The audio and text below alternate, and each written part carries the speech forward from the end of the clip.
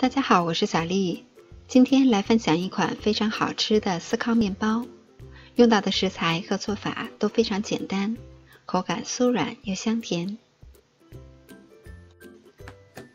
准备70毫升纯牛奶，打入1颗鸡蛋，大约50克，搅拌均匀，放到一旁备用。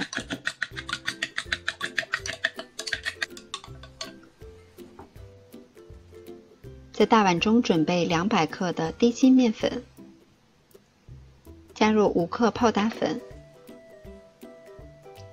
，20克白糖。先把干性材料混合均匀，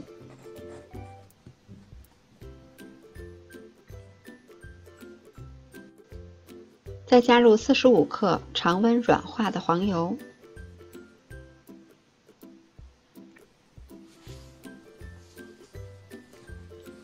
我们先用手把黄油和面粉搓均匀，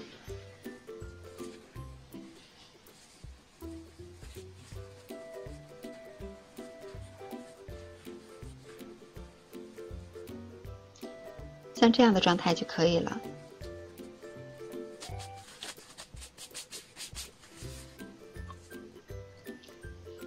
再把打好的牛奶和鸡蛋液少量多次的倒入面盆中，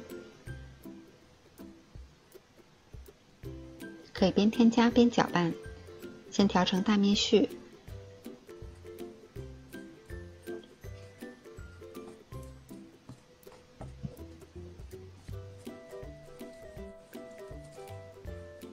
再用刮刀或者是手用折叠的方式合成面团。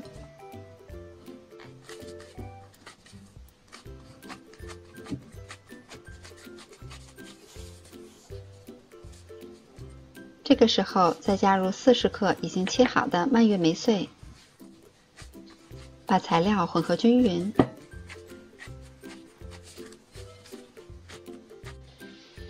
最后整理成大约厚度为2厘米的圆饼。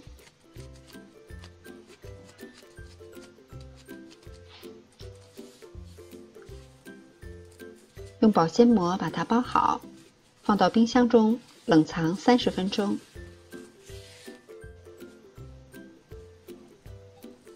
时间到了以后取出来，撕掉保鲜膜，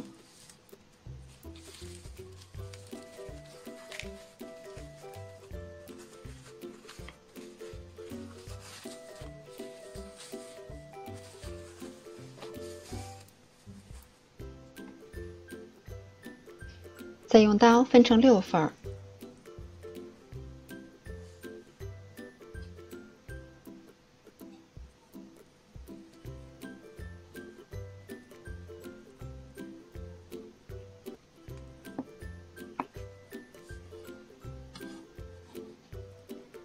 切好了以后摆入到烤盘中，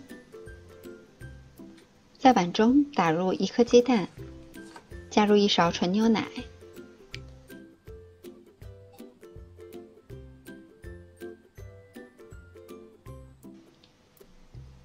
搅匀了以后再均匀地涂到生坯上。